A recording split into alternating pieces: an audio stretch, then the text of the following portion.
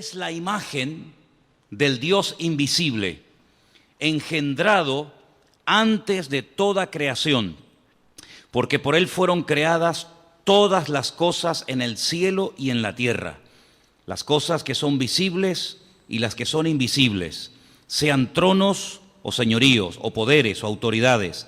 Todas las cosas fueron creadas por medio de Él y para Él. Él es anterior a todas las cosas y en Él tienen coherencia. Él es la cabeza del cuerpo, que es la iglesia. Él es el principio, el primogénito de entre los muertos, para ser supremo en todas las cosas.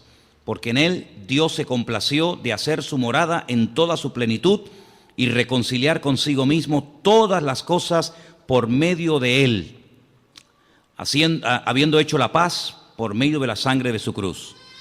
Esto se hizo por todas las cosas, para que estén en el cielo y en la tierra. Y a vosotros que erais originalmente extraños y hostiles en vuestra mente, sumidos en malas obras, Él os ha reconciliado en su cuerpo de carne por medio de su muerte, para presentaros delante de Él consagrados, incontaminados, irreprochables, con que solamente permanezcáis cimentados y edificados en la fe, y sin desplazaros de la esperanza del Evangelio que habéis oído, que se ha proclamado a toda criatura bajo los cielos, del cual yo, Pablo, he sido constituido vuestro siervo. Esta es, sin lugar a dudas, la declaración más profunda de quién era Jesucristo. Si saliéramos a las calles o incluso esta tarde preguntáramos, hermano, dígame algo acerca de Jesucristo, ninguno de nosotros, yo creo, que sería capaz de decir cosas tan profundas como la que el apóstol Pablo está diciendo aquí. Dice cosas realmente tremendas, ¿no? Y además, yo ahora les voy a repartir a ustedes, creo que no hay para todos, pero bueno, pueden compartir unos apuntes que los he sacado de un comentarista llamado Barclay, que es uno de los mejores comentaristas de la Biblia, ¿no? Sobre todo del Nuevo Testamento. Y vais a ver el por qué Pablo insiste mucho en enfatizar, en aclarar, en explicar quién era realmente Jesucristo. Encontramos, por ejemplo, expresiones como que Él en su cuerpo de carne, y uno dice, bueno, se entiende que el cuerpo es de carne, ¿no? Pero ¿por qué Pablo dice que Cristo vino con cuerpo y dice con cuerpo de carne? Muchas veces cuando leemos la Biblia tenemos que ponerlos en el lugar y en el momento de la época para entender por qué los autores bíblicos, en este caso el apóstol Pablo, decía esas cosas. Y por qué era tan profundo y por qué trataba siempre de dejar bien claro, sin género de duda, quién era y quién no era el Señor Jesucristo. ¿A qué vino y a qué no vino? Entonces voy a pedir a, no sé, por ejemplo, a una cualquiera, tú misma, hermanita, tú y tal vez Juan Carlos, ¿me podéis? Mira, aquí tenéis unos apuntes. Tenéis que compartirlos, porque no, evidentemente no hay para todos, pero podéis a lo mejor juntaros ahí 2 o 3, o en fin, entre vosotros, porque yo quiero que tengáis esto y que lo leáis tranquilamente, que lo leáis detenidamente en vuestras casas, porque no hay nada peor que estar creyendo en un Señor al cual sinceramente no conocemos. Yo creo con toda sinceridad que nosotros, no sé, por ignorancia, por falta de tiempo, no creo que por falta de interés, ni mucho menos, yo creo que no somos conscientes de a quién estamos sirviendo. Yo creo que aún no nos hacemos ni la más remota idea de quién era verdaderamente el Señor Jesucristo. A lo largo de la historia, se han dicho muchas barbaridades acerca de su persona, acerca de su obra.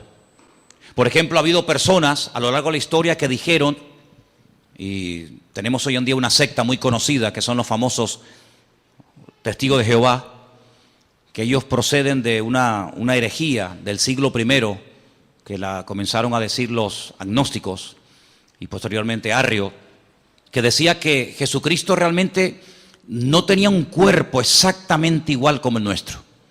Incluso llegaron a decir que cuando Jesús caminaba no dejaba huellas en el camino.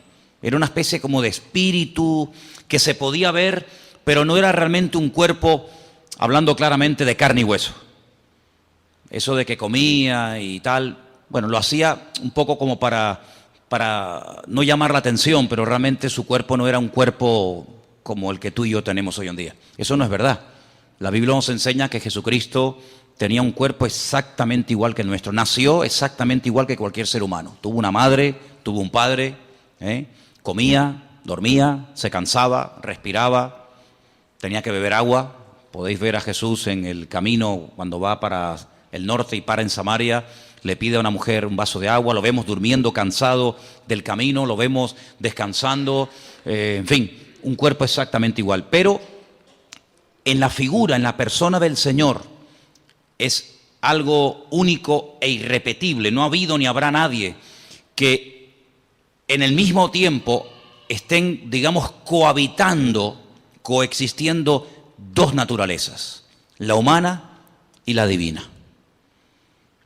Vemos a Jesús capaz de perdonar pecados.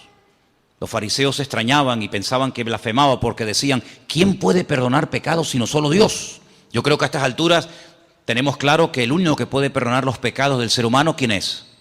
Es Dios. Un hombre no tiene poder, según la Biblia, para perdonar los pecados a otra persona. Jesús lo hacía. ¿Se acuerdan el ejemplo? ¿Se acuerdan el momento y el lugar? Dice la Biblia que él estaba en una casa compartiendo la palabra. De repente le bajan del techo un paralítico descolgado por unos amigos y cuando él lo ve, le dice, hijo, a ti te digo, tus pecados son perdonados. Después lo sanó, ¿verdad? Pero lo primero que hace es arreglarlo por dentro y después arreglarlo por fuera, ¿sí? Su parte espiritual y su parte física. Eso solamente lo puede hacer Dios, Él lo hacía, ¿verdad? Romanos capítulo 9 dice que Jesucristo, además lo dice categóricamente, Jesucristo es Dios, así, sin género de duda. Jesucristo es Dios. Jesús decía, el que me ha visto a mí ha visto al Padre. Jesucristo decía, yo y el Padre somos uno. Así de claro. Jesucristo era capaz de hacer cosas que a los seres humanos no se nos ha permitido hacer. Como por ejemplo caminar por encima de las aguas. ¿O hay alguien aquí entre ustedes que tiene ese poder? Sería interesante que lo pudieras, no sé, demostrar, ¿no? No, yo puedo caminar por encima de las aguas. Jesús lo podía hacer. Porque Él es el creador y Él tiene poder sobre la naturaleza y no la naturaleza poder sobre el creador. Jesús era capaz de multiplicar con unos cuantos panes y unos cuantos peces. Él era capaz de multiplicar. Ese poder tú y yo no lo tenemos. Jesús era capaz de transformar elementos. No sé, convertir el agua en vino. Y no convirtió el vino en agua porque no fue necesario, pero en un momento determinado Él convirtió dos elementos que no tienen nada que ver ni en olor, ni en sabor, ni en color, ni en gusto. Él lo hizo en décimas de segundo. Convirtió el agua en vino. Porque Él tiene poder para transformar. Es decir, lo que Él hacía, ningún profeta del Antiguo Testamento lo hizo. Y mira que en el Antiguo Testamento hubieron profetas que hicieron cosas tremendas. Dice la Escritura que los milagros que Moisés logró hacer a través de los muchos años que estuvo, digamos, dirigiendo el pueblo de Israel, dice que no ha habido ningún otro profeta que se levantara con tanto poder y con tanta autoridad como Moisés. Fue, digamos, el más grande de todos, pero Jesús lo superó, evidentemente, ¿no? Jesús llegó un día a decir que Él era antes de Abraham.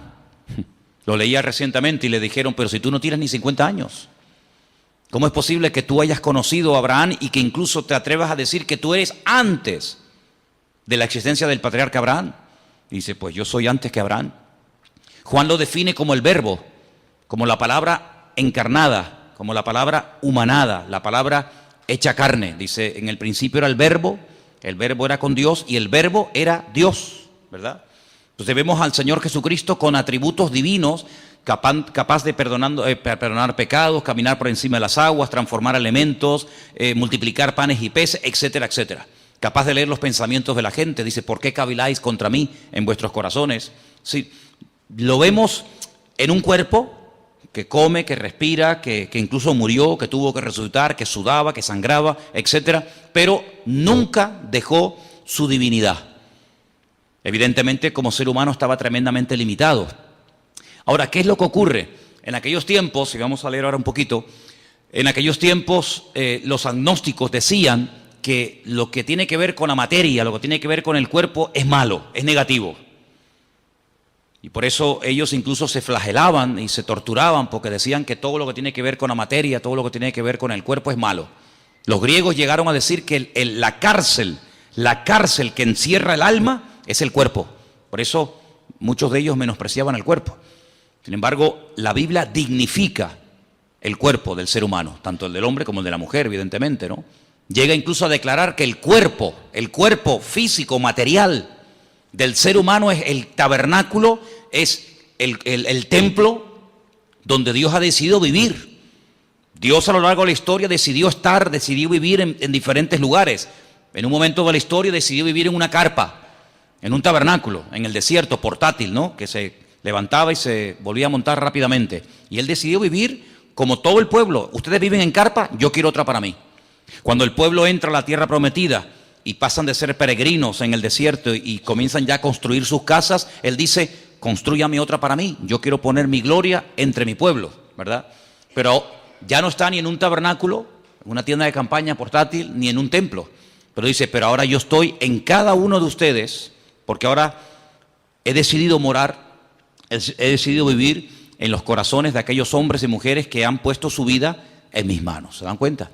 Entonces, lo que vamos a ver en esta tarde es muy interesante porque las expresiones que emplea aquí el apóstol Pablo son tremendas. Ahora comentábamos Elena y yo en casa ayer o hoy a la mañana, la Biblia es un libro tremendamente profundo, sin lugar a dudas, pero yo creo que no hay términos en nuestro idioma, por lo menos, lo suficientemente profundos como para aclarar quién verdaderamente era el Señor Jesucristo. Porque nuestro idioma es un idioma muy limitado. Por eso quiero explicar lo de las versiones. A veces ustedes habrán notado, el domingo pasó, no sé si se dieron cuenta, el domingo pasó que la lectura que se leyó en la iglesia, lo que se ponía en la pantalla, a veces no coincidía exactamente las mismas palabras con la persona que estaba leyendo. ¿Por qué? Porque en español, como en muchos idiomas, hay muchas formas de decir una cosa. Entonces depende del autor, depende del traductor, podemos decir de una forma o podemos decir de otra forma. Estamos diciendo lo mismo, pero no habla igual un venezolano con colombiano, no habla igual un canario con catalán, no habla igual un boliviano que un argentino. O sea, hay diferentes expresiones, todos hablan el mismo idioma, pero cada pueblo, cada cultura, cada lugar, cada momento de la historia, pues tiene expresiones que van cambiando. El idioma no es algo muerto, el idioma es algo vivo, va cambiando de generación en generación.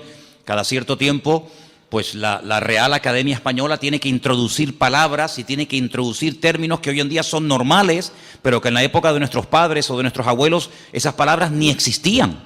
Es que ni existían, ni se sabía lo que era eso. Sin embargo, hoy en día hay que dar una definición, hay que dar una aclaración a palabras que se usan todos los días, pero que en aquellos tiempos, repito, ni existían. Entonces a veces hay que, entre comillas, inventar. Incluso a veces nosotros en nuestro idioma hemos adoptado palabras de otro idioma. En la informática ni te cuento. La informática está llena de términos que son ingleses, son términos que no son españoles, pero que de alguna manera ya forman parte de no sé, software.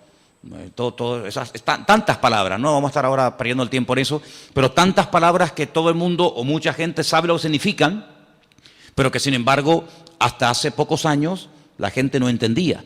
Entonces por eso no es lo mismo coger una Biblia del siglo XIX que leer una Biblia del siglo XXI.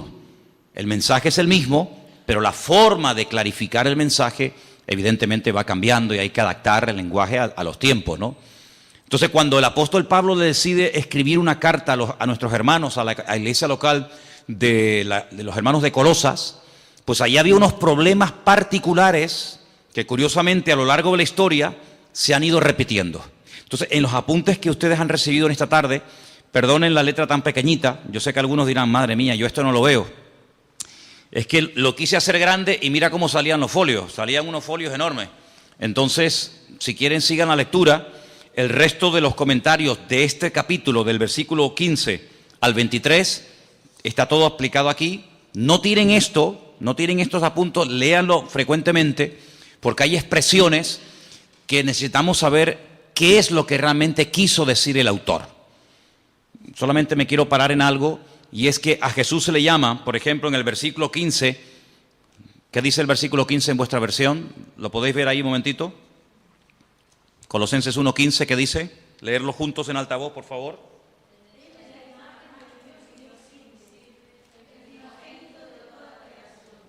La semana pasada definimos un poco el tema de lo que era imagen, ¿se acuerdan? Hablamos de la imagen, la semejanza. Dijimos que son términos que no tienen nada que ver con el aspecto físico de una persona. Toar es la palabra que se emplea cuando se quiere hablar de apariencia, de forma, de figura. Pero cuando la Biblia habla de que hemos sido creados a imagen y semejanza de Dios, no significa que físicamente el hombre se parece a Dios. Nada que ver, en absoluto. Se refiere a sus atributos, se refiere en cuanto a sus características. Es un ser inteligente, capaz de razonar, de pensar, de tomar decisiones. Por eso Dios le daba órdenes al ser humano y nunca le dio órdenes y mandamientos y estatutos y preceptos a los animales, ¿verdad? Porque la capacidad de razonar del hombre evidentemente es superior a la de cualquier animal. El animal no razona, no piensa, no medita, no es capaz de hacer un poema, de hacer un argumento filosófico. El ser humano puede jugar con las palabras, en fin, tiene una capacidad superior, evidentemente, ¿no? A todo eso se refiere la Biblia cuando habla de imagen y semejanza. Cuando la Biblia dice que Jesús era la imagen de Dios, no significa que tú veías a Cristo y veías la cara de Dios, ¿eh? No significa que físicamente Jesucristo se parecía a Dios, porque Dios, dice la Biblia, dicho sea de paso, Dios no tiene aspecto físico. ¿A quién se parece Dios? ¿Dios es blanco o es negro? ¿Es alto o es bajo? Es que no tiene nada que ver. Esos argumentos, esos adjetivos, no tienen nada que ver con Dios. Dios no es ni alto ni bajo, no está ni de pie ni sentado, no está ni aquí ni allá, no entra y sale. No está un día alegre y otro día triste. Dios es un Dios inmutable, es un Dios que es totalmente, desde mi punto de vista, totalmente imposible por muchos argumentos, por muchas explicaciones, por muchos adjetivos que utilicemos. Sinceramente, todos se quedan cortos, Yo pienso que a lo largo de la historia, el hombre que el mejor definió a Dios fue un rabino llamado Maimónides. Hay un libro extraordinario que él escribió en el siglo XII, el Guía de los Perplejos, donde él habla él define la esencia de Dios. Y yo no he conocido a nadie, ni he leído ningún libro que explique la esencia de Dios tan profunda y al mismo tiempo tan clara como la define este hombre, ¿no? Él, por ejemplo, dice que Dios no tiene peso ni medida, Dios no tiene forma ni figura, Dios no es un Dios que se puede comparar con atributos humanos, pero claro, algunos dirán, pero la Biblia habla de los ojos de Dios, la Biblia habla de la mano de Dios, la Biblia habla de la espalda de Dios, dice que Moisés le vio la espalda a Dios, la Biblia habla de la boca de Dios.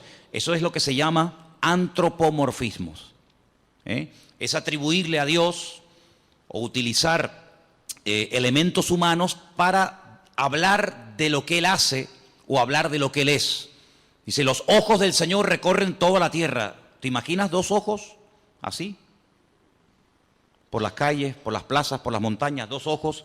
Hombre, eso no se puede traducir literalmente, porque los ojos del Señor que recorren toda la tierra, ¿qué es lo que quiso decir el autor?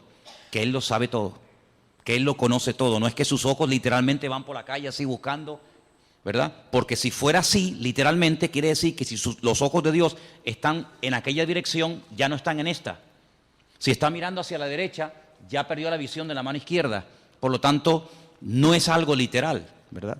Así que eso es lo que la Biblia, ya digo, se llama antropomorfismo. Es utilizar un lenguaje humano para definir o para explicar más o menos un concepto de tipo espiritual.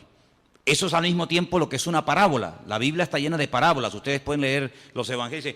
La parábola del sembrador, la parábola del hijo pródigo, la parábola de la oveja perdida, ¿verdad? Está llena de parábolas. ¿Y qué es una parábola? Es un ejemplo.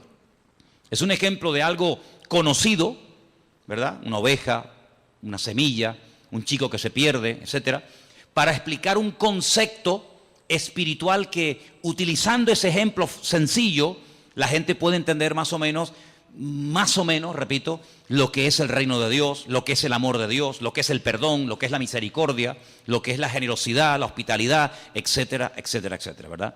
Entonces vamos a leer algunas frases de aquí, de la primera página. Ahí en la primera página donde pone los pensadores equivocados. ¿Lo veis? Disculpen que todos no tengan los apuntes, pero después si queréis podemos hacer fotocopias, porque es muy bueno que todos tengan estos apuntes y los leas y los repases, porque tenemos que profundizar y crecer en nuestro conocimiento de Dios. Dice así: uno de los hechos de la mentalidad humana es que uno no piensa más de lo que se ve obligado a pensar. Hasta que uno se encuentra con que otros se oponen a su fe y la atacan, no se pone a pensar en sus implicaciones. A veces nosotros no nos rompemos la cabeza con preguntas que el mundo se hace, ¿verdad? Ni pensamos en eso. Pero, ¿verdad que cuando te hacen una pregunta que en ese momento no sabes qué decir, dices, ay, pues tengo que estudiar, tengo que preguntar, porque a mí nunca se me había pasado por la cabeza que alguien me hiciera esa pregunta? Claro, generalmente, salvo excepciones, la gente suele preguntar más o menos lo mismo. Pero cuando te pasa a ti, que te preguntan por primera vez, y si Dios es tan bueno, ¿por qué se mueren los niños de hambre? Yo, ¿qué le digo? ¿Qué le digo? ¿Verdad? O si Dios es tan bueno, ¿por qué permite tal y tal otra cosa? Entonces, a veces es bueno que nos hagan preguntas que en el momento no sabemos qué decir o qué responder, para que eso nos lleve a buscar de Dios. ¿Estamos de acuerdo? ¿Me estáis mirando a mí o estáis mirando a los que entraron? Estáis mirando aquí, ¿verdad? Bien, perfecto. Hasta que la iglesia se vio confrontada con alguna herejía peligrosa, no empezó a darse cuenta de las riquezas de la ortodoxia. Es característico del cristianismo que siempre puede producir nuevas riquezas para hacer frente a una nueva situación.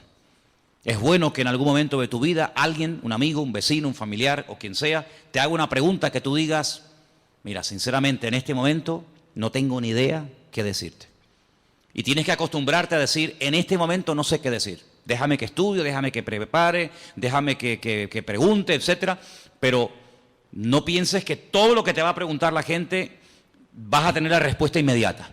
De hecho, ustedes saben que hay unas chicas en la Biblia que eran las famosas, en su día hablé de ellas, ¿no? Las hijas de Zelofajat, que vinieron un día a Moisés y le hicieron una pregunta a Moisés, el gran varón de Dios, y Moisés dijo, tengo que orar, tengo que consultar con el Señor, porque ni Moisés en ese momento sabía qué responderle a estas chicas. ¿Qué te parece?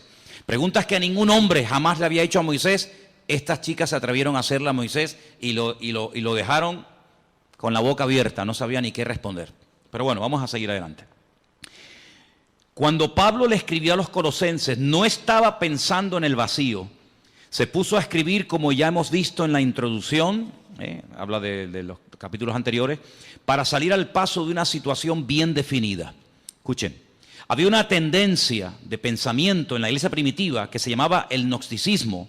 Sus seguidores, los gnósticos, lo que quiere decir poco más o menos los intelectuales o los librepensadores, estaban insatisfechos con lo que consideraban la ruda sencillez del cristianismo y querían convertirlo en una filosofía que pudiera estar en línea con los otros sistemas filosóficos del tiempo.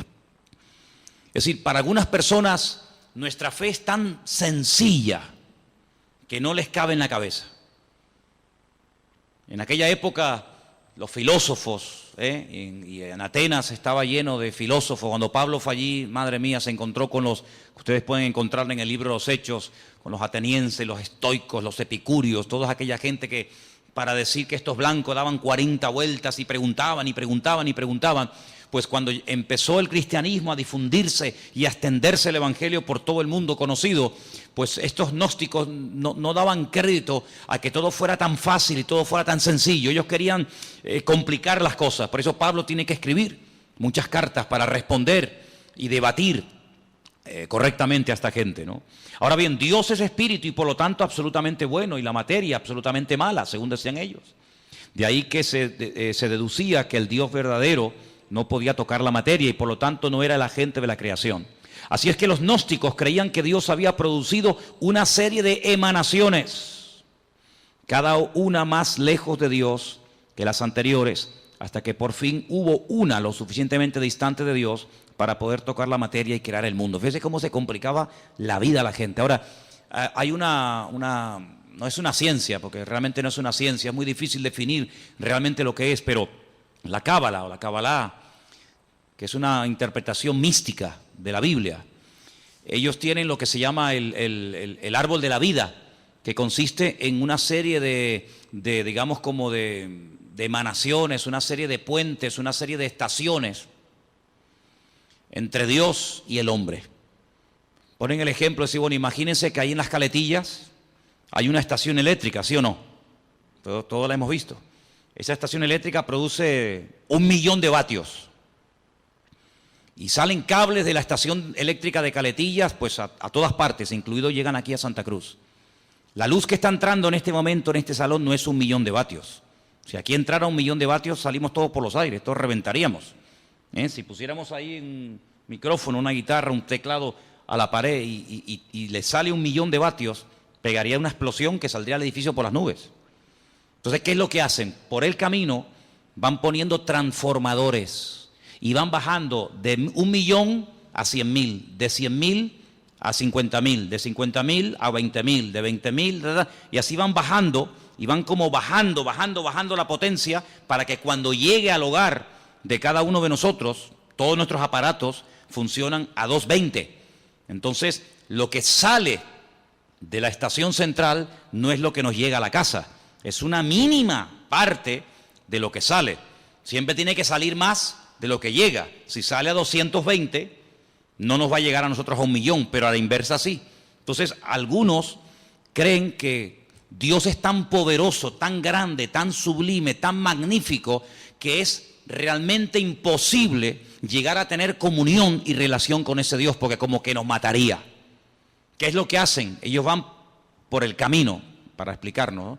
Ellos van por el camino diciendo que, bueno, Dios se manifestó en esto, y esto en esto otro, y esto en esto otro, y esto en esto otro, y Cristo, según los gnósticos, fue una de las manifestaciones o emanaciones de Dios, la más distante, y por eso Él podía tener un cuerpo, pero realmente no era un cuerpo como el que dijimos al principio. Todo esto es una auténtica barbaridad. Algunos dirán, pero ¿cómo la gente se puede complicar tanto la vida? Pero esto fue antes del año 100, después de Jesucristo. Imagínense, si estas cosas no se aclaran al momento, si el apóstol Pablo, con la sabiduría y el conocimiento que el Señor le dio, no fuera capaz de taparles la boca, de hacer lo que se llama apologética, si defender correctamente los principios bíblicos, en el año 2015, siglo XXI, el evangelio estaría totalmente distorsionado y no tendría absolutamente nada que ver hoy el evangelio con el evangelio que predicaba Jesucristo y los discípulos. Por lo tanto, se tuvo que defender la fe en aquel momento, se tuvo que aclarar las cosas, y gracias al Señor tenemos, por ejemplo, la carta de los Colosenses, que va en una línea, la carta a los Efesios, la carta a los Tesalonicenses. ¿Por qué hay tantas cartas? Porque en cada congregación surgían diferentes opiniones o diferentes herejías. Por ejemplo, en Colosas decían que una de las formas de acercarnos a Dios es adorando a los ángeles. Ya parece que se ha ido a la moda, pero hubieron unos años, aquí en Canarias por lo menos, en los que en algunas farolas se veía pegados unos papelitos donde daban cursos para que la gente pudiera contactar con su ángel particular y ese ángel le llevara a Dios, y de esa manera no ir directamente a Dios porque es demasiado poderoso, pero a través de un ángel como que se baja la intensidad. Se puso de moda el famoso libro o el famoso curso de milagros, ¿verdad?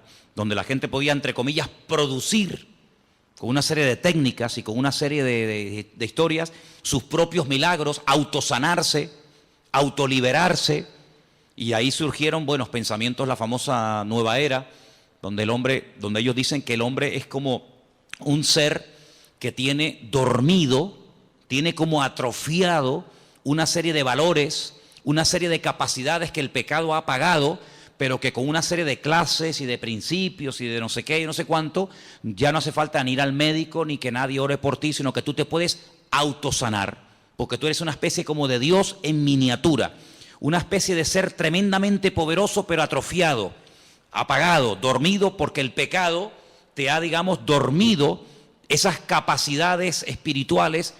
Y bueno, y la gente se complica la vida de una manera con tal de no ir a Dios, con tal de no buscar al Señor, son capaces de buscarlo donde sea. Y por eso el apóstol Pablo fue un hombre muy usado, no solamente para extender el evangelio que nos ha llegado a nosotros exactamente igual, sino también para decirle a aquella gente las barbaridades que decían y para que hoy en día tengamos respuestas ante estas barbaridades. Entonces vamos a seguir leyendo un poquito y después nos vamos a meter en el pasaje.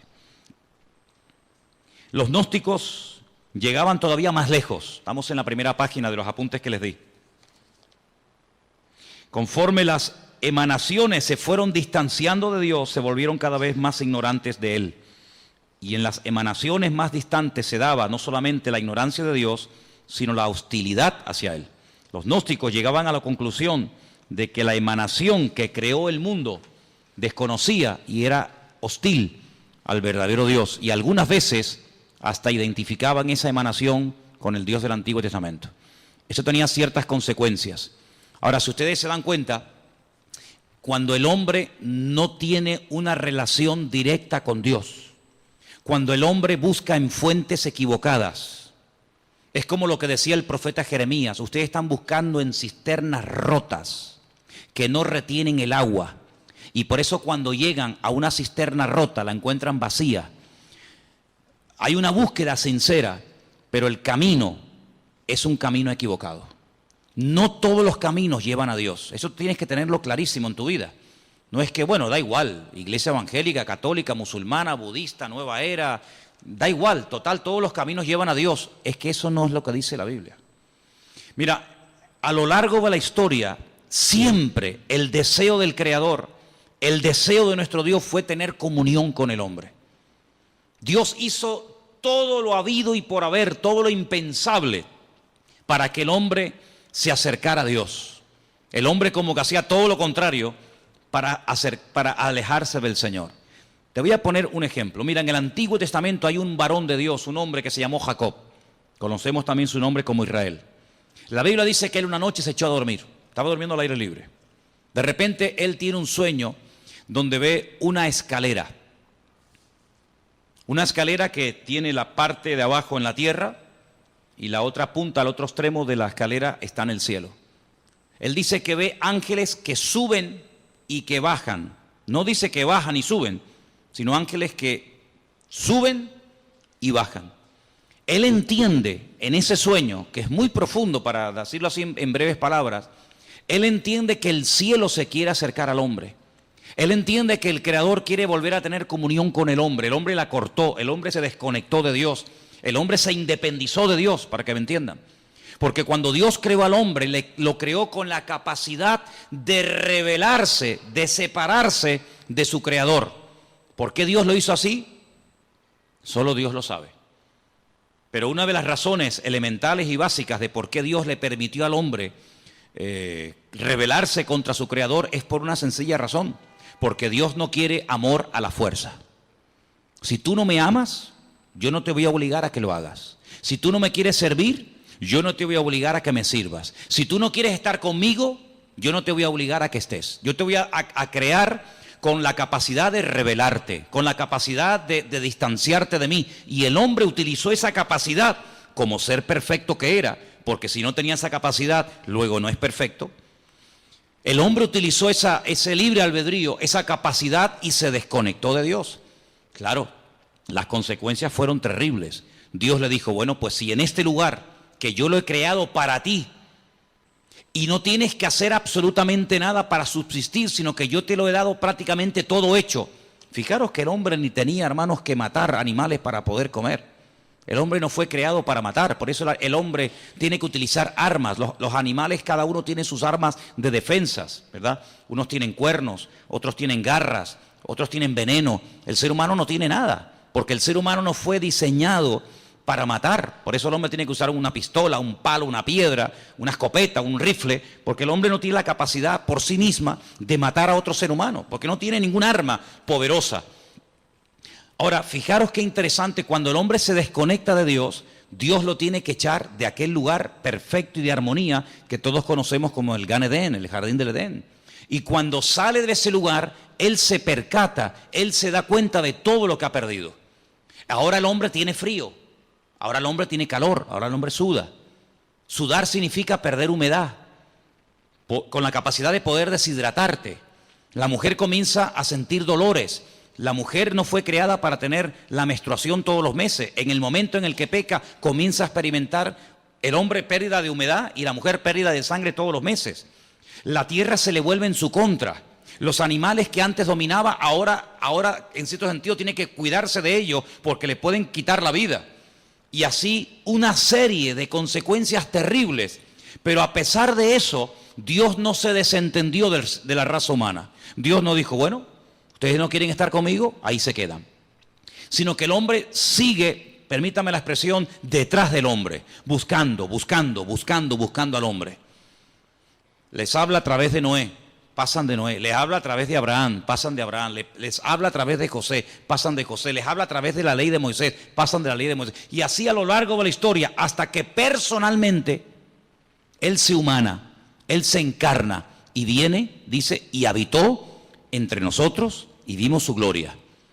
Bueno, ya después de tantas manifestaciones del amor de Dios y de tantas oportunidades, el hombre habrá entendido que no se puede esconder de Dios. ¿Qué es lo que hacen?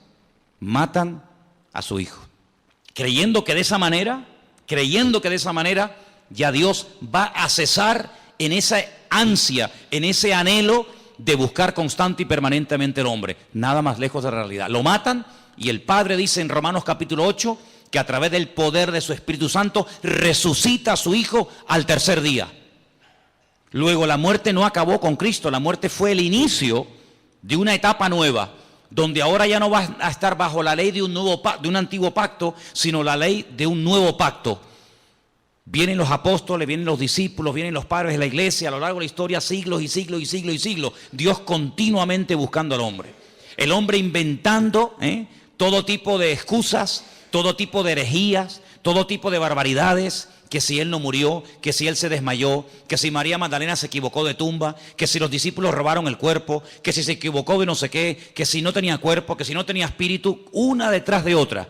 Pero sin embargo Dios, en el anhelo y en el deseo de buscar al hombre, hoy en día sigue tocando y llamando a la puerta de los corazones. ¿Para qué? Para tener comunión, para tener relación contigo y tú con Él. Y de esa manera poder descubrir el propósito de tu existencia. Y no pasar por esta vida sin saber qué hago, a qué me dedico, a dónde voy. Sino que sepas en todo momento por qué el Señor permitió que tú nacieras y que tú existieras y que tú estuvieras en este planeta un periodo muy corto de tiempo, muy corto, porque la vida es algo tremendamente efímero, algo tremendamente corto, que pasa así y cuando te das cuenta, ¡fum!, se te fueron tus 80, tus 90 años. Pero el objetivo no es vivir en esta tierra por la eternidad, sino prepararnos para retornar al Creador y tener este tiempo como una especie de escuela, de preparación para lo que realmente es la vida verdadera, que es la vida eterna en la presencia del Señor. ¿Te das cuenta? Entonces el diablo ha intentado por todos los medios habidos y por haber cegar, que la ignorancia sea la tónica habitual del ser humano, que no lea la Biblia, que no se acerque a Dios, que se acerque a otras cosas, que tenga todo tipo de experiencias y de sensaciones, menos la búsqueda sincera y genuina de buscar a Dios. Pero vemos en la palabra de Dios que el hombre sigue y sigue y sigue y sigue rebelándose contra el Creador, pero todos aquellos que le reconocieron les dio el derecho de tener un título que solamente llegó a tener un pueblo en la tierra, y es la de ser llamados hijos de Dios. ¿Cuántos dicen amén? Así que ya Dios no podía hacer nada más. Ahora vamos a seguir leyendo un poquito más adelante los apuntes que les he dado, porque hay una expresión que se usa que se ha malinterpretado hasta el punto de decir, y te dicen, no, es que la Biblia lo dice, que Jesucristo, escuchen bien porque esto es muy sutil y ustedes tienen que tenerlo muy claro, que como Dios sabía que el hombre iba a pecar, porque Dios lo sabe todo de antemano antes de que ocurran, ¿sí o no? Dios es omnisciente, todo lo sabe, nada le sorprende. Ya Dios había creado en un principio, antes de la creación del universo, a Jesucristo. Y lo tenía como preparado, lo tenía como reservado, para que cuando el hombre pecara, como nada podía redimir al hombre del pecado, sino solamente a través de la sangre incontaminada y limpia y pura del Señor, pues ya Él lo tenía preparado desde antes de la fundación del mundo para que muriera por nosotros. ¿No se pueden ustedes imaginar la cantidad de gente que cree eso, que Jesucristo es el Salvador, que murió por nosotros, que resucitó en una cruz, que Él ascendió a la diestra de Dios Padre, que volverá, que reinará, todo eso, pero con algo muy sutil, y es que dicen que Jesucristo no es Dios, sino que Jesucristo es un ser creado. Eso significa, como una vez un señor vino aquí y lo tuve que expulsar de la iglesia, porque eso es una auténtica herejía, que si Dios creó a un arcángel que luego se rebeló contra el Señor, y que conocemos hoy en día con el nombre de Satanás, que en un principio no era Satanás, sino Luzbel, ¿verdad? Ese lucero, significa que si Dios lo creó a él y creó también a Jesús, hay un parentesco, porque son hijos del mismo Padre, tanto uno como otro, y ahí no le permití que siguiera adelante, sino dijo, no, lamento mucho, si usted cree en eso, si usted cree que estos dos son hermanos, esto se acabó. Hasta ahí no le permitimos, y lo tuvimos que decir que se fuera. Pero él estaba totalmente convencido que así como Adán y Eva tuvieron un hijo bueno y un hijo malo, uno llamado Caín y otro llamado Abel, Dios también tuvo un hijo bueno llamado Jesucristo y tuvo un hijo malo llamado Satanás. Fíjate tú las barbaridades a las que llega la gente, ¿no? ¿Y de dónde sacaba eso? Del versículo 15, donde dice que él fue el primogénito de la creación. Amigo. Pero fijaros qué interesante, porque un poquito más abajo, en el versículo 18, vuelve a aparecer la palabra primogénito. Versículo 18 dice, Él es la cabeza del cuerpo, que es la iglesia. Él es el principio, ¿el qué? ¿Primogénito de qué? De entre los muertos. Mira, mi pregunta es, ¿Jesucristo fue realmente la primera persona en la historia que resucitó? ¿Sí o no? ¿Sí? No sé, ustedes sabrán, yo estoy preguntándole a ustedes. ¿La primera persona que resucitó fue Lázaro? ¿Sí? Bueno. No sé, ustedes sabrán. No, porque yo he leído el Antiguo Testamento y he visto que, por ejemplo, Elías resucitó a una persona en el Antiguo Testamento. Entonces hay gente que resucitó antes de Lázaro, y antes de la viuda de Naín, y antes de aquella chica a la cual el Señor le dijo, Talita Cumi, a niña, a ti te digo, levántate y anda. Luego, tanto en el Antiguo como en el Nuevo Testamento, hay personas que resucitaron antes de Jesucristo. ¿Por qué dice que Él es el primogénito de entre los muertos? No es el primogénito de entre los muertos en el sentido de que Él no fue el primero en resucitar. Luego, si la palabra primogénito entre los muertos no significa, y esto quiero que lo dejemos bien claro, si la palabra primogénito entre los muertos no significa que Él fue el primero en resucitar, si volvemos al versículo 15, la palabra primogénito de toda la creación tampoco puede significar que Él fue el primero en ser creado. ¿Sí o no? Miren, cuando uno interpreta la Biblia, y aquí dimos en su época una clase de hermenéutica, hace mucho tiempo que se grabó, y no se pueden imaginar, hasta el día de hoy, cada día prácticamente, recibimos correos en la iglesia de gente de todo el mundo que han visto ese curso de hermenéutica que yo en mi vida me pensé que iba a ser tan seguido y de tanta utilidad para tanta y tanta gente. Se llama así, curso de hermenéutica. Lo tienen ahí ustedes en YouTube, en la Biblia, que lo grabamos aquí. Una de las reglas de la hermenéutica es una ciencia que se enseña en las escuelas bíblicas, en los seminarios, para ayudarte a interpretar correctamente los textos bíblicos. Si usted no puede interpretar la Biblia a su manera, usted no puede interpretar la Biblia de un punto de vista únicamente judío, únicamente evangélico, únicamente católico, ateo, no. Usted tiene que interpretar la Biblia según unos parámetros, según unos principios generales e universales, para que usted no saque conclusiones equivocadas.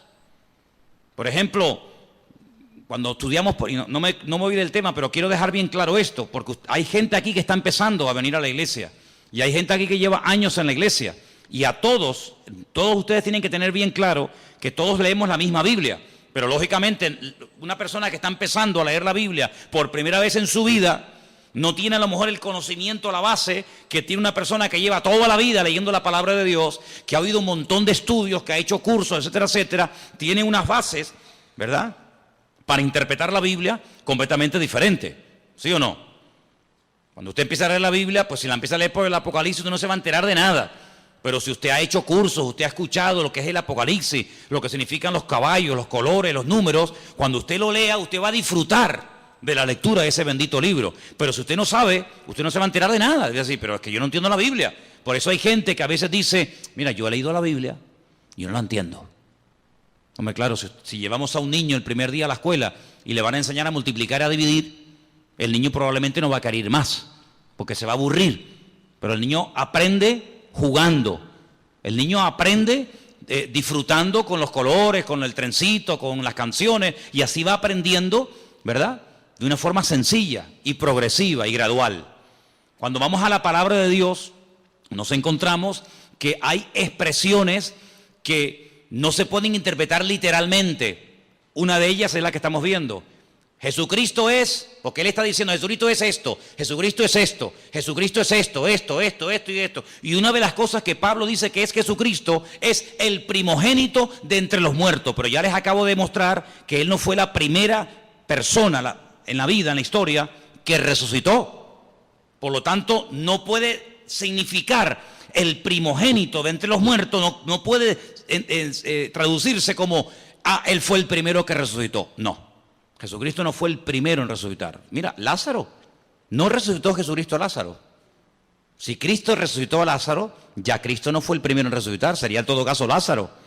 Bien, por la misma regla de tres, si usted empieza a interpretar unos textos y usted se encuentra la misma expresión, pero versículos antes, como por ejemplo en el versículo 15, dice primogénito de la creación. Bueno, pues primogénito de la creación significa que Él fue el primer ser creado. No lo puede traducir así. Vamos a leer según este comentario, según los apuntes que ustedes tienen ahí, qué puede significar esta expresión y después la vamos a clarificar. Estamos casi al final de la página 2, página 766, donde pone lo que Jesucristo es en sí mismo. ¿Lo veis? Aquí abajo. En este pasaje, Pablo dice dos cosas importantes acerca de Jesús. Ambas en respuesta a aquella gente de los gnósticos de aquella época. Los gnósticos habían dicho que Jesús no era más que uno entre muchos intermediarios y que por muy glorioso que fuera, era solo una revelación parcial de Dios. Pablo dice que Jesucristo es la imagen del Dios invisible. Colosenses 1:15. Usa aquí una palabra y una figura que despertaría toda clase de memorias en las mentes de los primeros lectores. La palabra eikon, en griego, e imagen en su traducción correcta. Ahora bien, como señala este autor, una imagen puede ser dos cosas que se confunden entre sí. Puede ser una representación, pero una representación, si es lo bastante perfecta, puede ser también una manifestación. Cuando Pablo usa estas palabras, establece que Jesús es la perfecta manifestación de Dios. Para comprender cómo es Dios, tenemos que mirar a Jesús. Yo le digo a la gente, ¿usted quiere conocer a Dios? ¿Quiere saber cómo piensa, cómo siente, cómo es Dios? Tienes que conocer a Jesús. A Dios llegamos a través de Cristo. Si usted no conoce a Cristo, es imposible que usted conozca a Dios. Porque Dios se manifestó, Dios se reveló a través de Jesucristo. Hebreos capítulo 1 que dice, Dios habló a lo largo de la historia a nuestros padres de muchas formas y de muchas maneras. Pero en los postreros días ha hablado a través de Cristo. Si usted conoce a Cristo, usted no va a tener ninguna duda de cómo es Dios. Cuando usted conoce a Cristo, escuche bien lo que le digo, cuando usted conoce el corazón del Señor, cómo es el Señor, usted no va a tener que estar todo el santo día preguntando, esto es bueno, esto es malo, lo puedo hacer, no lo puedo hacer, puedo ir, no puedo ir, lo digo, no lo digo, lo miro, no lo miro. Cuando usted conoce al Señor, usted sabe perfectamente lo que le agrada a Dios y lo que no le agrada. Usted no va a tener que tener un perro policía todos los días a su alrededor para decirle, no, eso no se hace, no, eso no se dice, no, eso no se toca, no vayas para acá, no vayas para allá. Eso al principio está bien, pero llega un momento en el que tú ya conoces tanto al Señor que tú ya sabes hasta lo que le gusta al Señor. ¿Quiénes son las personas que necesitan todo el día una sombra? ¿Quiénes son las personas que necesitan todo el día una persona que le diga, no, eso está mal? Las personas que no conocen a Dios. Cuando tú conoces al Señor, ya no hace falta que estén todo el santo día detrás tuyo, porque tú ya sabes, porque el Señor que mora en ti da testimonio a tu espíritu de lo que está bien y de lo que está mal. Los que están empezando y los que llevamos ya tiempo en las cosas del Señor, podemos decir por experiencia que hay momentos, desde que hemos comenzado a conocer o a interesarnos en conocer al Señor, hay momentos en los que sin nadie decirnos nada, cosas que habíamos hecho durante toda la vida, ahora resulta que las vas a hacer y tú dices, no sé, me siento raro, ya no me gusta. Cosas que antes te volvían loco, ahora dices, ya no tienen para mí ningún atractivo. ¿No te ha pasado eso? Dime la verdad. Amigo, porque el espíritu que tienes dentro de ti tira hacia las cosas del Señor y hay como como una alarma que te dice, eso no está bien. Nadie lo sabe, nadie te ha visto, pero el Señor que mora en ti ya comienza a hablarte. Si tú esa voz la cultivas, no la apagas, no la ignoras, sino si tú esa voz, esa sensación, por decirlo así, tú le prestas atención cada día, tú vas a ser más sensible a lo que tienes que ser y nada sensible a lo que no tienes que ser sensible. ¿Cuál es el problema del ser humano en reglas generales? Que a veces somos tremendamente sensibles en cosas que nos tenían que dar lo mismo. Y a lo que deberíamos de ser verdaderamente sensibles, no lo somos. Y yo creo que uno de los peores pecados que podemos cometer los creyentes, los que ya hemos conocido al Señor, es perder la sensibilidad espiritual. Porque cuando uno pierde la sensibilidad espiritual, un término que aparece en la Biblia es que llegamos a cauterizar la conciencia. Si ya pecas y no te sientes mal. Y eso es terrible. Eso es terrible. El temor de Dios, el respeto a Dios, dice la Biblia que es el principio de la sabiduría.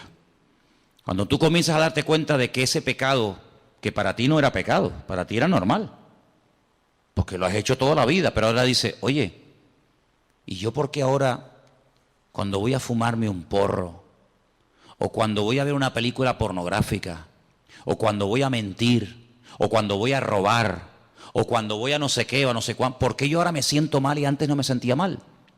Porque estás cambiando. Por eso, porque estás cambiando. ¿Y quién es el que te está cambiando? El que vive dentro de ti. Por eso dice, no entristezcas, no apagues al Espíritu Santo que mora en ti. Porque yo te digo por experiencia que se puede apagar la voz del Señor. ¿Qué dice la Escritura? Si hoy el Señor te habla, no cierres tu corazón, porque a lo mejor ya mañana te vuelve a hablar y ya no te enteras. La sensibilidad es algo que no podemos perder. Esa es una de las señales de que una persona se ha apartado del Señor, de que no está bien con Dios, que ha perdido la sensibilidad espiritual. ¿Vale? Sigo leyendo. El Antiguo Testamento, versículo donde pone la A, y la literatura intertestamentaria, si lo que está entre el Antiguo y el Nuevo Testamento, tienen mucho que decir acerca de lo que es la sabiduría. Bueno, vamos a leer un poquito más adelante porque yo lo que quería que ustedes vieran acerca de lo que significa verdaderamente aquí. Perdón, vamos a la página 767. Vamos a esa página, por favor. Lo que Jesucristo es para la creación. Él es el primogénito de toda creación. Debemos procurar darle el verdadero sentido a esta frase. Como aparece en la Reina Valera, podría querer decir que el Hijo fue la primera persona que fue creada. No. Usted sabe lo que a mí me atormentaba cuando yo comencé a venir a la iglesia. La pregunta que a mí me volvía loco. Ya gracias al Señor eso ya ha pasado a la historia, pero yo era una cosa que era algo como una obsesión, era algo que me volvía loco. ¿De dónde salió Dios? ¿Quién lo creó? Yo daba para atrás, marcha atrás, ¿no?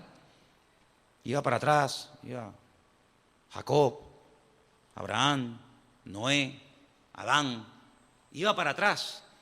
Decía, ¿de dónde salió Dios? ¿Quién lo creó? Claro, más loco me volvía si yo decía, bueno, lo creó fulano de tal. Otra vez volvemos al lío. Y a fulano de tal, ¿quién lo creó? Era algo increíble.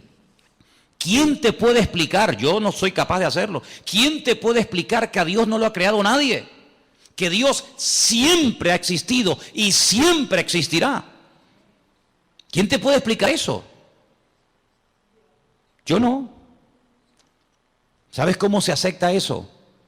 Por fe.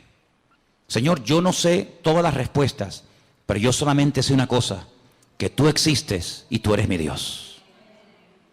¿Quién le puede a usted explicar el concepto que los cristianos llaman Trinidad? Padre, Hijo y Espíritu Santo. ¿Quién le puede a usted explicar eso? Que si el huevo, que si el agua, que si la metes en la nevera se hace un cubito de hielo, que si la pones al fuego se evapora y si la bebes es líquida. Sí, son 3 elementos. ¿Quién le puede a usted realmente explicar todo eso? Por eso Dios nos ha dado un regalo maravilloso. Yo sé que hay gente que este regalo no lo tienen. Y por eso yo le agradezco a Dios que a muchos de los que estamos aquí, Dios nos ha dado ese regalo. ¿Saben cuál es? La fe. Hay gente que tiene fe en el curandero. Y creen con todo su corazón que ese sinvergüenza, que te pide dinero, que se inventa respuesta, que se inventa que tu marido tal, que tu hijo no sé qué, que siempre dicen lo mismo. Hay gente que tiene una fe ciega en eso y hasta pagan dinero. Nosotros no tenemos necesidad de ir por esos derroteros ni por esos caminos, porque estamos totalmente convencidos de que Dios es un Dios que existe y es un Dios verdadero. Yo sé que Jesucristo siempre ha existido. Claro, en nuestra mente humana todo tiene un principio, todo, absolutamente todo. Y aparentemente todo tiene un final, pero en Dios, en Jesucristo, en su Espíritu no hay ni principio ni fin. Siempre han existido. Es más, Pablo dice que todo lo que existe fue creado por Él, para Él y por medio de Él. ¿Cuántos dicen amén? Claro, el mundo se puede reír, el mundo puede cuestionarse. Pero bueno, hermano, que digan lo que quieran. Yo sé en quién he creído. Y yo sé que el Señor no fue creado, sino que el título primogénito de la creación, como vamos a ver ahora, esto es lo que significa. Ahí lo tenemos, al final de la página. El primogénito de toda creación. Perdón, estamos aquí. Debemos procurar darle el verdadero sentido. Como aparece en la Reina Valera, podría creer o querer decir que el Hijo fue la primera persona que fue creada, pero en el pensamiento hebreo y griego, la palabra primogénito, que está ahí entre paréntesis, no tiene más que un sentido temporal muy indirecto. Hay que notar 2 cosas. Primogénito es muy corrientemente un título de honor. Israel, por ejemplo, en Éxodo 4:22, como nación se le llama el primogénito, el Hijo de Dios. Lo que quiere decir es que la nación de Israel es el Hijo de Dios más favorecido. Segundo, debemos notar que primogénito es el título del Mesías. Ahí pueden leerlo en casa, Salmo 89:27. Según lo interpretan los mismos judíos, la promesa en relación con el Mesías. Es decir, la palabra primogénito es un título.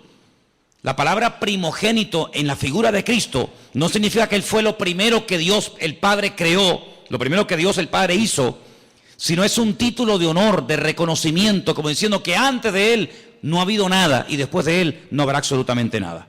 Esto hay que estudiarlo con tranquilidad, en profundidad. ¿Por qué? Porque si, por ejemplo, usted tiene, no sé, la oportunidad o ha tenido la oportunidad de hablar con un testigo de Jehová, ellos dicen que creen en Jesucristo, pero como un ser que fue creado, no como un ser eterno, no como Dios, no como dice la Escritura, Emmanuel, Dios con nosotros, sino como un ser, ya digo, que fue creado, como fue creado los ángeles, como fue creado el sol, la luna, las estrellas, etcétera, etcétera.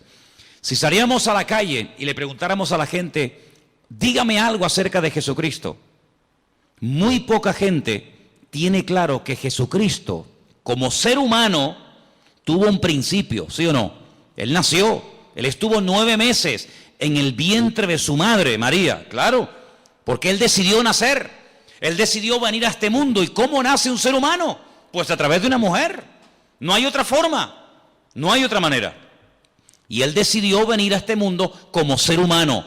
Si hubiera decidido venir como Dios, no hubiera tenido necesidad de nacer como nacen los seres humanos, pero no decidió venir como Dios, decidió venir como hombre y se limitó, ¿verdad?, a las leyes que rigen a todos los seres humanos.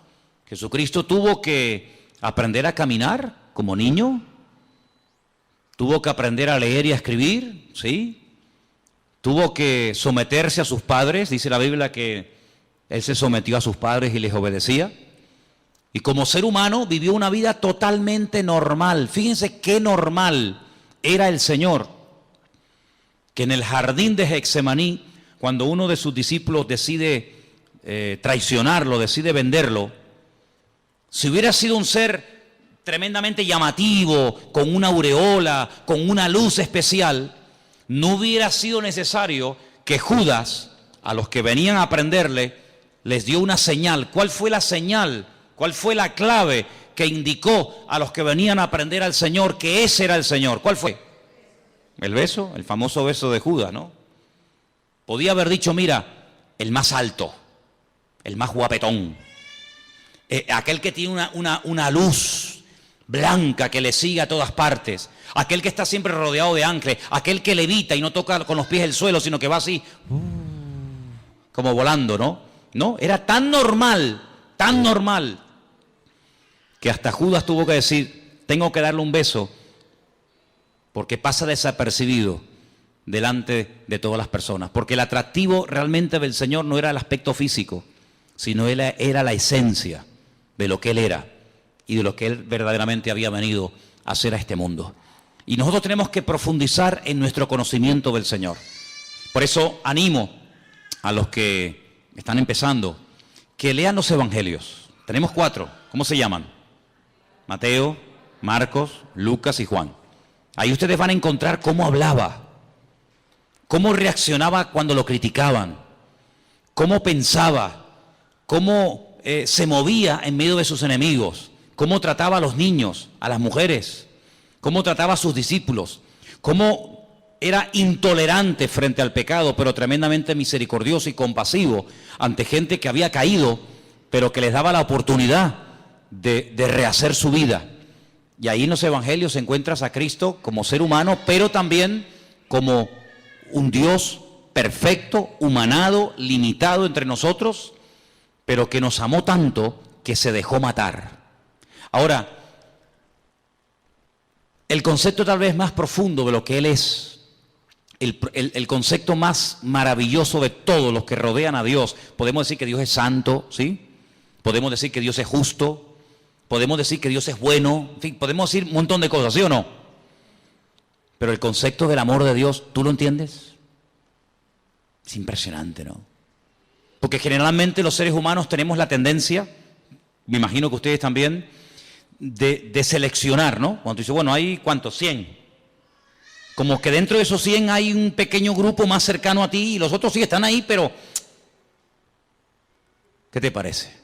Sin embargo, el Señor no tiene favoritos, eso ya es una cosa que nos llama la atención. Dios no tiene favoritos, Dios no dice este sí y este no, este me gusta y este no me gusta. Es un Dios que ama al pecador, ¿sí o no? Ama al pecador, pero no ama, aborrece el pecado que cometen los pecadores. O sea, son dos cosas distintas. Él ama a todo el mundo por igual. Y son cosas que no nos caben en la cabeza. Porque ahora, por ejemplo, se está hablando mucho de este chico que huyó al extranjero, que mató a 2 jóvenes en la península, ¿no? Imagínate que ese chico viene a España, lo condenan y tiene que cumplir 15, 20, 30 años, en fin, lo que le toque. Imagínate que mañana va a esa cárcel un pastor, un hermano, una hermana, le habla del Señor. El chico reconoce la barbaridad que ha hecho, se arrepiente, pide perdón al Señor. Mi pregunta es, ¿Dios perdonaría a esta persona? ¿Sí o no? Delante de los hombres es un asesino. Tiene que estar ahí hasta que se pudra, ¿no? Hasta que cumpla la condena. Pero si esa persona le pide perdón a Dios, esa persona nos la vamos a encontrar el día de mañana en el cielo, en la presencia del Señor. ¿Quién entiende eso? ¿Quién entiende eso? Nadie. Pero así es el corazón de Dios. Es una cosa increíble. el peor asesino, lo peor de la humanidad, si se arrepiente y verdaderamente quiere cambiar, Dios lo perdona, Dios le da otra oportunidad, y aunque delante de los hombres nunca lo van a perdonar y será toda la vida el fulano, el asesino, el criminal o lo que sea, delante de Dios puede llegar a tener el título de hijo o de hija de Dios. De hecho, ha habido casos en la historia de personas, en Estados Unidos, en algunos lugares existe la pena de muerte, personas que estaban condenados a muerte por la justicia de los hombres, pero sin embargo se arrepintieron y le pidieron perdón al Señor, y como le dijo aquel ladrón en la cruz, condenado a muerte por el Imperio Romano, porque se lo merecía. De hecho, él dijo, nosotros padecemos justamente, yo no me quejo, si yo me merezco esto y peor, pero yo te pido que a pesar de lo malo y de lo ruin que he sido, que tú te acuerdes de mí cuando vengas en tu reino. Y el Señor podía haber dicho, pues hijo, lo siento mucho, yo no te puedo perdonar porque tú has sido esto y esto. Sin embargo, ¿qué dijo el Señor? Hoy estarás conmigo en el paraíso, amigo. El concepto del amor de Dios es lo que más me impacta de nuestro Dios. Porque si Él es el primogénito de la creación, la imagen de Dios, el camino, la verdad y la vida, todo eso está muy bonito. Pero a mí lo que me cautivó y lo que me transformó la vida fue entender que Dios a mí me había amado de tal manera que fue capaz de mandar a su Hijo para que lo mataran en una cruz, simplemente por amor. ¿Qué te parece? Así que el apóstol Pablo intenta taparle la boca a los gnósticos de la época. A lo largo de su ministerio tuvo muchas luchas con los religiosos, con los fanáticos, con los que metían o intentaban meter falsas doctrinas en las congregaciones. Pero lo que nos tiene que quedar bien claro en esta tarde a todos y a cada uno de los que estamos aquí es que Dios a nosotros nos ama tal y como somos. Aunque nunca cambiáramos, ¿sí o no? Aunque nunca cambiáramos, aunque nos muriéramos así como somos hoy, el Señor en este momento a cada uno de nosotros nos ama, y cada vez que le pedimos perdón al Señor de corazón y de verdad, el Señor siempre perdona. Hace unos días estaba en televisión y como una novedad, como una cosa, como que hubieran bajado extraterrestres del planeta X y vinieran a este mundo y dijeran, oye, que han venido unos extraterrestres, como una cosa del otro mundo. Daban la noticia en todos los medios de comunicación de las últimas declaraciones del Papa, que si una mujer que abortó, ¿no dijo más o menos así? Verdaderamente de todo corazón pide perdón a Dios, que hay que perdonarla, y lo contaron. Y yo digo, pero mira, si eso lo sé yo hace 30 y pico de años cuando me convertí a Cristo. Sinceramente, a lo mejor para usted, señora, o para usted, caballero, será una cosa de decir, oye, que cómo estamos cambiando, qué cosa tan tremenda. Pero miren, ¿sabes qué? Es que yo conozco al Señor, no me hace falta que don Francisco diga semejante cosa, porque ya mi Dios en su palabra me ha dicho que el que viene a mí, yo no le echo fuera. Da igual si ha abortado, da igual si ha asesinado, da igual si ha matado con ganas o sin ganas, queriendo o sin querer, me da igual. En la palabra de Dios encontramos que si hubiéramos pecado, primero de Juan capítulo 1 dice, si hubiéramos pecado, abogado tenemos para con el Padre, a Jesucristo el justo. Y la sangre de Jesucristo nos limpia de todo pecado. Por lo tanto, a mí no me causa ninguna sorpresa diciendo, ¡ay, qué maravilla! Pero si la maravilla hace 2000 años ya la dijo Él. Ya hace 2000 años el Señor Jesucristo murió en la cruz para demostrarle a toda la raza humana que no importa lo lejos que nos hayamos separado de los caminos del Señor, no importa, mira, lo bajo que hayamos caído, las barbaridades que hayamos hecho, si le pedimos perdón al Señor, Dios siempre perdona, y otra cosa más, y olvida. ¿Cuántos dicen amén?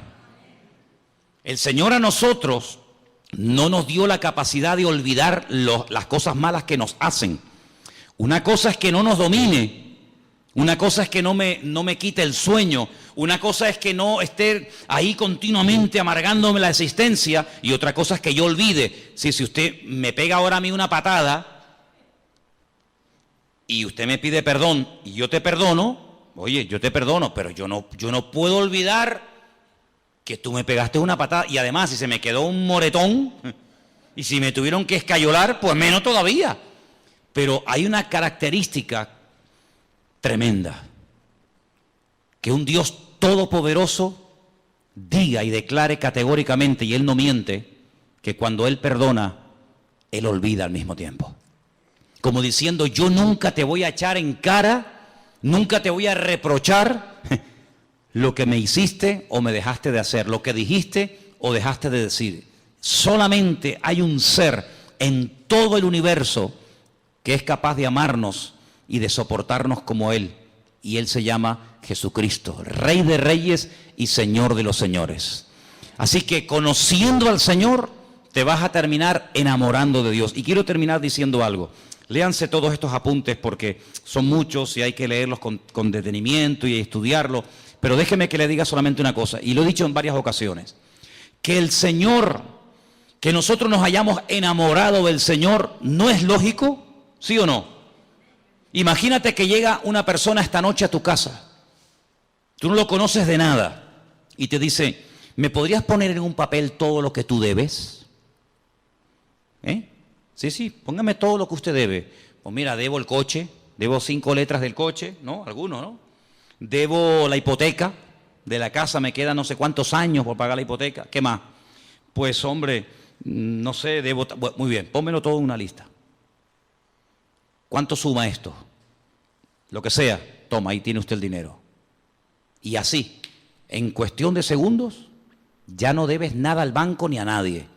¿Te gustaría? ¿Sí o no? Algunos son muy espirituales y dicen, no, hermano, yo oro al Señor. Vale, muy bien. Entonces usted no es espiritual, usted es bobo. ¿Estás enfermo? ¿Te duele algo? Y llega esta persona y te dice, ¿dónde te duele? Pues mira, tengo un dolor aquí. Te pone la mano encima, ora por ti y nunca más te vuelve a doler eso. Oye, ¿tú no le tomarías aprecio a esa persona? Lógico.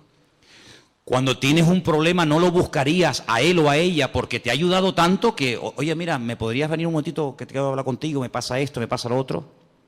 ¿Quién no se puede encariñar? ¿Quién no puede apreciar, respetar? No digo enamorarse, pero respetar a una persona así, cualquiera. Bueno, pues en cierto sentido, eso es lo que el Señor hace continuamente con nosotros. Nos sana, nos fortalece, nos levanta cuando caemos, nos anima. A veces permite, fíjate lo bueno que es y lo sabio que es, que cuando ve que nos estamos un poquito medio apagando, quedando atontados, permite ahí una pequeña prueba, una pequeña cosita, ¿no? Y, ay, tal, ay, Señor, ayúdame. Y el Señor dice, sí, dime, aquí estoy contigo. Fíjate lo bueno que es, que podría decir, bueno, ya no quieres orar, pues nada, no ores. Pero Él dice, le voy a poner una piedrita en el zapato, para que le haga una llaguita. Ay, Señor, mira que me salió una llaguita, sí, dime qué quieres que haga. Señor, que me sana, ahí está, pum, la sanidad. ¿Quién no se enamora de un Dios así? ¿Sí o no? A todos nos ha pasado. Pero lo que yo quiero preguntarles ahora, ¿qué vio Él en nosotros para enamorarse de nosotros? Porque ¿cómo no me voy a enamorar de un Dios que tiene estas y más características, cualquiera? Pero ¿qué vio el Señor en ti y en mí? Cuando a veces una persona que te ama te dice, qué ruinito que eres, ¿No te han dicho nunca eso? Qué malo que eres. Cuando quieres ser malo, eres malo, Cuando quieres ser buena, mira que eres agradable, Pero el Señor, a pesar de nuestras debilidades y defectos, Él nos ama. Hermanos, amemos también nosotros al Señor. Y sirvámosles con alegría, sirvámosles de todo corazón, porque es un privilegio el ser llamados hijos de Dios. Y quiero terminar pidiéndoles que hagan una reflexión. Imagínense que en esta noche supiéramos, es una hipótesis, no es real, pero imagínense que supiéramos que en este momento en la Plaza de España, allá abajo en pleno corazón de Santa Cruz, hay 8 o 10 mil personas sin hogar, sin agua potable, sin comida, sin nada, y que hay cientos y cientos de niños, pues como los niños que tenemos aquí en la iglesia, que a veces entran, salen, el otro que canta, el otro que toca los palitos, Bueno, pues eso es lo que está pasando en este momento en Europa, donde hay miles y miles, millones de personas huyendo de países que están totalmente destrozados. Y yo me preguntaba hoy, digo, Señor, si nosotros al salir del culto en esta noche sabiendo esa situación, no se nos ablanda el corazón, entonces que nosotros nos hemos convertido sin darnos cuenta en creyentes tremendamente teóricos. Me contaba Priscila ayer que miles de familias en una pequeña isla llamada Islandia se han ofrecido a las autoridades del país, al gobierno de dicho país, para dar acogida en su casa a personas que no tienen nada, que han huido con lo opuesto y que no tienen nada. Yo me preguntaba, ¿será que lo que llamamos el estado del bienestar, no lo llaman así a cómo se vive en Europa, el estado del bienestar? ¿No será que el hecho de que nadie nos haya perseguido nunca, porque a nosotros no nos ha perseguido nunca nadie? A ningún hermano nuestro lo han torturado en una cárcel, lo han crucificado, lo han decapitado. A nadie. Lo más que nos han dicho es un insulto, lo que sea. ¿No será que todo eso, sin darnos cuenta, se nos ha vuelto en nuestra contra? Y nos hemos hecho tremendamente cómodos e insensibles ante el dolor ajeno. Pues están en Hungría, hermano, están allí en Hungría, están en Grecia, están tan lejos. Pero yo pregunto, ¿seríamos capaces, y me pregunto yo también estoy metido en el ajo, ¿seríamos capaces nosotros de decir, pero por qué tienen que estar ahí un montón de familias pasando frío y hambre, cuando nosotros somos la sal de la tierra y la luz del mundo? ¿La luz para qué es? Dice el Señor, no es para ponerla debajo de la mesa, es para ponerla encima y que todos sean alumbrados con la luz del Evangelio, con la luz de los cristianos. ¿Seríamos capaces nosotros de decir, vénganse a vivir a nuestra casa? Tengo 3 habitaciones, nada más duermo en una, ¿para qué quiero 2 habitaciones vacías? ¿Seríamos capaces de traer una familia a nuestra casa? Si no somos capaces de reaccionar ante momentos de urgencia, nuestro cristianismo es simplemente una teoría. Es simplemente una teoría. Yo sé que no es nuestra realidad social. No tenemos ahí a miles y a miles de personas acampadas, pasando frío, pasando hambre, sin saber a dónde van. Pero ¿y si fuera? ¿Y si esa fuera nuestra realidad?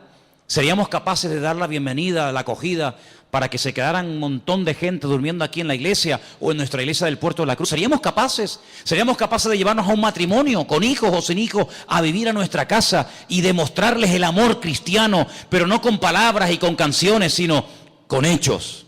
Y en verdad, ¿seríamos capaces? Yo me preguntaba todo eso en estos días, porque dicen que desde la Segunda Guerra Mundial, la catástrofe humanitaria más terrible es esta que se está viviendo hoy en día, donde miles y miles, y Dios está poniendo a prueba, y yo lo siento así, Dios está poniendo a prueba el cristianismo de Europa. Yo creo que Europa entró en una decadencia espiritual, pero el Señor le está dando a Europa la posibilidad de volver a ser avivada, pero no tanto por la predicación teórica del Evangelio, sino por la predicación y el ejemplo práctico del Evangelio. Yo creo que esta es una oportunidad para que Europa se levante de las cenizas. Yo creo que esta es una oportunidad para que la iglesia en Alemania, en Hungría, en Italia, en España, que ha estado dormida durante generaciones, vuelva otra vez a levantarse y a decirle al mundo, aquí estamos nosotros los cristianos. Aquí estamos nosotros para demostrarle a la gente lo que es hospitalidad, para demostrarle al mundo lo que es amor. No, pero es que la mayoría son musulmanes y no es precisamente a los musulmanes o a quien sea a quien tenemos que demostrarle el amor de Dios. Porque la Biblia dice que si saludamos a los que nos saludan, ¿qué mérito tenemos? Si amamos a los que nos aman, ¿dónde estará la recompensa? El Señor nos dice que tenemos que hacer por los demás lo que nos gustaría que los demás nos hicieran a nosotros. ¿Cuántos dicen amén? ¿Qué les parece la reflexión? Yo creo que todos somos, unos más y otros menos, muchas veces egoístas. Pero esta es una prueba que el Señor está permitiendo que venga a este suelo, a este continente, para que nos demos cuenta si esos países tan prósperos son prósperos solamente porque tienen o son prósperos porque son países solidarios, países de amor. Y yo les voy a decir algo, hermanos, y lo digo de verdad con todo mi corazón. El pueblo más hospitalario del mundo no es el pueblo evangélico. El pueblo más hospitalario de la tierra no es el pueblo cristiano, ¿Sabéis quién es el pueblo más hospitalario de la tierra? El mundo musulmán. El musulmán copió esta buena característica de su padre, de Abraham. Y el musulmán es hospitalario, se deleita y se goza de tener forasteros, de tener extraños en su casa. Lo mamaron desde la cuna y es algo que lo llevan en la sangre. Y es una bendición que ese pueblo tiene, aunque sean tal vez de otras posturas, de otra creencia. Así que, hermanos, todas estas enseñanzas nos tienen que llevar a un cristianismo práctico. Si yo salgo de aquí, me voy a mi casa y que cada uno se busque la vida, nuestro cristianismo probablemente no es el cristianismo de la Biblia. Será otro tipo de cristianismo que se ha practicado durante siglos, pero el cristianismo es abrir la casa al necesitado. El cristianismo es compartir la camisa que nos sobra con el necesitado. El cristianismo es ser solidario con la persona que lo necesita. Y la regla de oro dice, no le hagas a los demás lo que no te gustaría que te hicieran a ti, o más bien, hazle a los demás lo que te gustaría que te hicieran a ti. Yo creo que la prueba también nos llegará a nosotros, ¿sabes? Creo que en algún momento nos tocará a nosotros pasar por el tamiz, pasar por la balanza de Dios, y ahí se demostrará, en estos últimos tiempos se demostrará quién es y quién no es. Quién verdaderamente era creyente para salir de sus problemas, para que consiguiera trabajo, para que todo le fuera bien, o quién ha entendido verdaderamente el Evangelio y ese principio, y termino, que más bienaventurado es dar que recibir. ¿Cuántos dicen amén? Cierra tus ojos ahí donde estás. Y todas estas preguntas, hermanos, nos las tenemos que hacer. Todas estas preguntas. El tiempo en el que estamos viviendo no es un tiempo fácil. Es un tiempo de prueba. Es un tiempo donde Dios está viendo cómo va a reaccionar.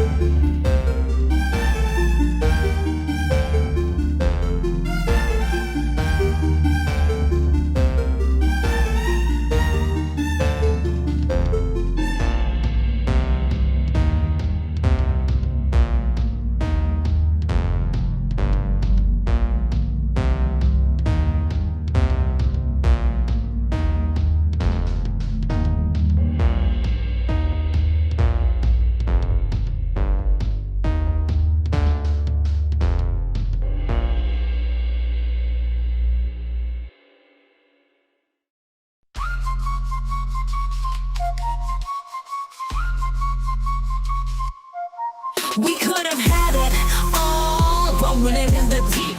You have my heart inside in your hand and you played it to the beat. Even if I have nothing, oh, haters hate cause I've got it all. Lovers love even when I fall. Haters hate cause I stand tall.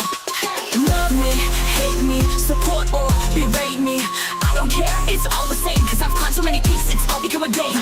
Even if I have nothing at all, haters hate cause I got it all. Lovers love even when I fall. Haters hate cause I stand tall. Love me, hate me, support or berate me, I don't care, it's all the same. Cause I've climbed so many peaks, it's all become a game. Blah, blah, blah. This beat can be polite if need be, but now I'm unleashing my artillery. Instead, no, I've been holding back, you see. Sacrifice myself, let others be free. Haters gonna hate, it's your new title. Before me, you bow, don't try to rival. Don't compare yourself, I'm wrong, surpass you for years, for seasons, for weeks. It's true. Oh no, cutting karma cycle. Your world's motives no longer viable.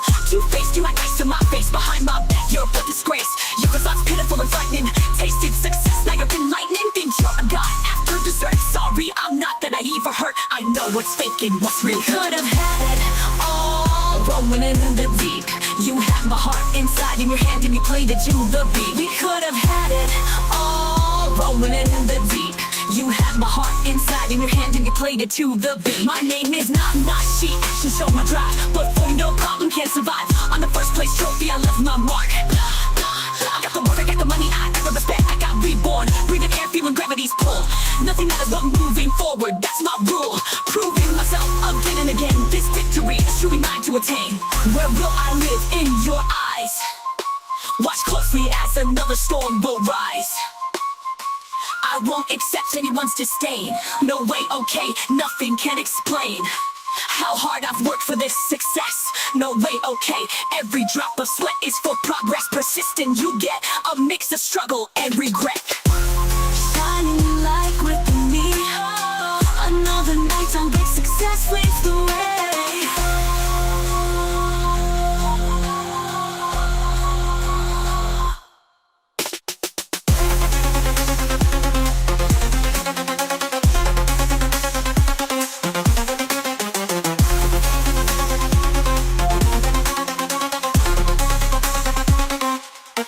We could have had it all, rolling in the deep. You had my heart inside in your hand and you played it to the beat. We could have had it all, rolling in the deep. You had my heart inside in your hand and you played it to the beat.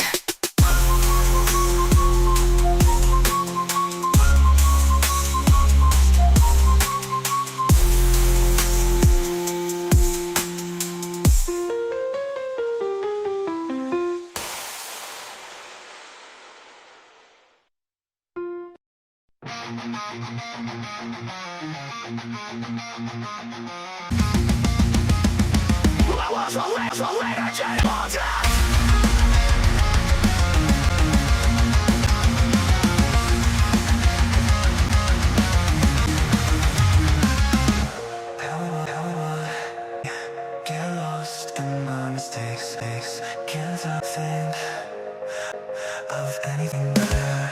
There'd be a way to stop reliving thing that can't be changed. Forget what was once and reset. Memories can be the only part of me that be changed. Just let me be free. Just let me be free. Joy flies fly by, don't name one